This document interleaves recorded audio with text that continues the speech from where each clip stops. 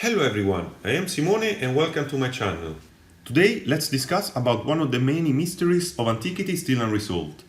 I am talking about the encounter between two of the most formative civilizations in human history, the Roman and the Chinese ones. Like always, if you enjoyed the video, do not forget to like, share and subscribe. Let's start. In the northwestern district of Gansu in China, there exists a town where many of the inhabitants have physical characteristics completely different from those of the populations of the surrounding regions. It is believed that this small town, called Liqian, was the easternmost outpost ever reached by the Roman legions. The belief of a Roman settlement in China had led to a rich historical and archaeological literature since the second half of the 20th century. It all started in 1957, when an American sinologist by the name of Homer H. Dubs published a research paper entitled A Roman City in Ancient China. He had been studying this subject for about 10 years. In the paper, he stated that captured Roman soldiers had been settled and used as mercenaries in the northwestern China, in what is now the Gansu province. Here, eventually, they've been allowed to found a town on their own. It is of little surprise that mystery lovers and some scholars started being fascinated and tempted by this theory, especially considering that China's first accept direct contact with Roman Empire was a diplomatic mission happened during Marcus Aurelius' reign in 166 AD. However, despite the inability to demonstrate effectively, to date, an ancient Roman presence in the remote corner of China, it is a fact that many of Liqian inhabitants have somatic traits common to the Western populations. These are, for example, blonde or red hair, green or blue eyes, long and aquiline noses, and are much taller compared to the other population of the area. All the listed traits are completely different from those of the Sino-Mongolian populations of the surrounding areas. Furthermore, in some recently discovered ancient burial sites, skeletons have been found of men over 6 feet in height, way above the average height of local populations. Studies of the DNA of the inhabitants of the area have shown remarkable similarities in their genetic heritage with that of the Caucasian one. Historically, Roman chronicles report that in 53 BC, a Roman legion, during the first phase of the Roman-Parthian War, got detached from the rest of the army.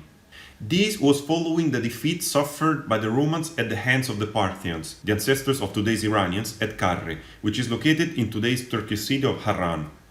This legion was led by Marcus Licinius Crassus, one of the richest and most influential figures of the Roman Republic of his time. As he was the governor of the province of Syria and having his residence in the east, Crassus planned an attack against the Parthians to strengthen his position and prestige. This was a very common and important trait for the political ascent during Roman times. This legion was originally composed of 10,000 soldiers coming from all corners of the empire. Multi-ethnicity was a constant of the Roman army to avoid regionalizing the army. Fidelity had to be sworn to the Republic first and then to the empire, not to a particular area or region of it. Because of this, Roman legions were all but ethnically homogeneous. So, even among the legions of Crassus, there was certainly a large number of Gauls, Greeks, and other ethnic groups. This rich genetic heritage would explain the presence of physical traits such as curly, red or blonde hair, blue or green eyes, and so on among the people of Liqian. After being decimated in the war and having seen its commandant Crassus killed by the Parthians, the remaining soldiers were taken prisoners and deported to the eastern borders of the Parthian Empire, in Marjana, the region corresponding to present-day Turkmenistan. This geographical dislocation of prisoners was common in the past, to avoid escape attempts. These Roman soldiers were most probably employed by the Parthians to defend their eastern border from the incursions of the nomadic populations of Xiongnu. From this moment on, the historical, geographical and numerical traces of this legion seem to be lost. The Xiongnu population, who are believed to be the Huns, were a tribal confederation fighting both the Parthians in the west and the Chinese in the east. We know that during the peace talks between Romans and Parthians happened in 20 BC and led by the famous Roman Emperor Octavianus Augustus, it was discussed the restitution of prisoners captured in the many battles happened between the two superpowers of the past. However, among the prisoners' list, there was no trace of the survivors of the legion led by Crassus. The reappearance of those believed to be the veterans of Crassus' Ghost Legion occurred in 36 BC, thousands of kilometers away from Rome, specifically in a Chinese report of a battle. This report was the one of the conquest of Jiji Fortress by the Chinese general Cheng Tang. Jiji was a fortress city located in Sogdiana, near to the Kazakhstani nowadays city of Taraz. On the 1st century BC, it was located on the eastern frontier of the Xiongnu domains, bordering the western frontier of the Chinese Empire. The Chinese chronicles report that during one of the sorties by the defenders from the fortress to break the Chinese siege, a squad of about 150 soldiers had prepared themselves in a battle formation with fish scales, called Yulingen in Chinese. This seems to correspond to the Roman testudo formation.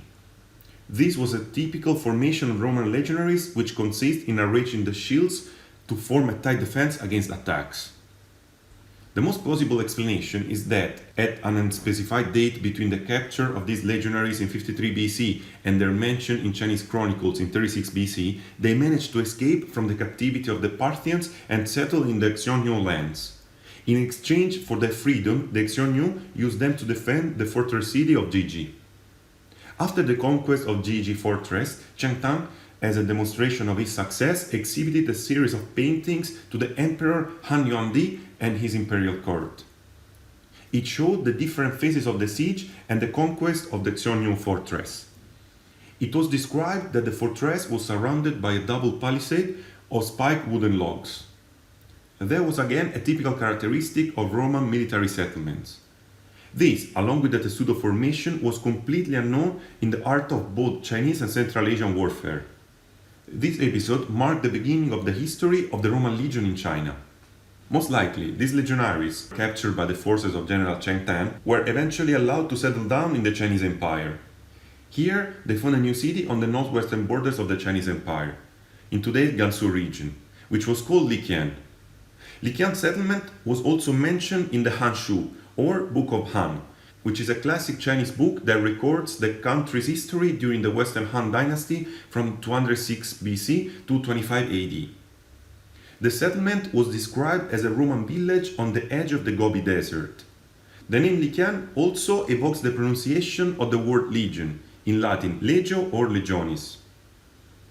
Another supporting element is the discovery of a certain Latin inscriptions in Uzbekistan, part of the ancient region of Bactriana. These inscriptions, found in some caves in Karakamar and on some milestones, have been attributed to Roman fugitive soldiers. The place of the discovery is almost 1700 kilometers away from the easternmost Latin inscriptions ever found. Although it has not been officially proved that these inscriptions belong to Crassus' Lost Legion, they show a sure presence of Roman military units in the area. Another hypothesis is that these inscriptions belong to some Roman soldiers, part of the 15th Legion Apollinaris, who were taken prisoners during Mark Antony's war against the Parthians occurred between 40 and 33 BC. They could have shared the same destiny of Crassus' Legion, having moved to the eastern border of the Parthian Empire. Since official Roman history does not mention any military expedition to Bactriana or China, it supports the idea that these inscriptions could belong to the founders of Liqian city. However, although various records seem to suggest that this belief could have an historical foundation, the genetic and archaeological evidences in our hands today are still too poor to confirm this intriguing theory. In fact, the genetic Caucasian traits of some of the locals could also be explained by the fact that Liqian was located not far from one of the itineraries of the old Silk Route that connected Roman and Chinese empires. The communities of foreign merchants, not necessarily of Roman origin, could have settled down here and mixed with local populations, which would still show this varied genetic makeup. At the moment, without substantial archaeological and genetic evidence, it would be almost impossible to untie the knots of this intriguing mystery of antiquity. It is almost impossible to prove that Roman legionaries reached the remote borders of the Chinese Empire. A thorough DNA analysis and further historical research on this subject by the archaeologists could dispel many doubts about the origin of the Western traits of the inhabitants.